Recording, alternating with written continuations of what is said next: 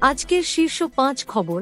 ভারত ও Paschimbanga 18ই September বৃহস্পতিবার 1 মিনিটে। এক দক্ষিণ 24 পরগনার কাকদ্বীপে স্কুলের ভেতর অস্থায়ী প্রধান শিক্ষককে মারধরের অভিযোগে তৃণমূল নেতা অভিযুক্ত।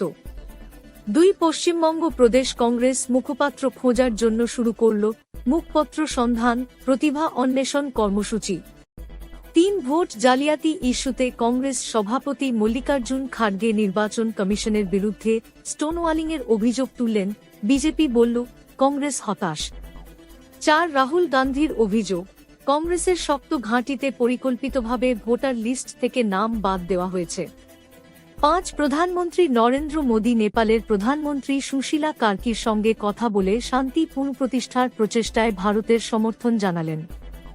আজকে tips disclaimer, this is for educational purpose only.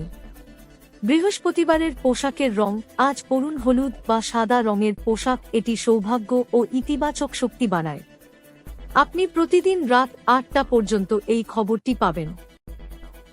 যদি নতুন সদস্য আপনি এই খবর থেকে সন্তুষ্ট তাহলে সাবস্ক্রাইব করুন, শেয়ার করুন এবং এই ভিডিওটি লাইক করুন এবং পরবর্তী ভিডিওর জন্য অপেক্ষা করুন। যে কোনো পরামর্শ থাকলে কমেন্ট করুন।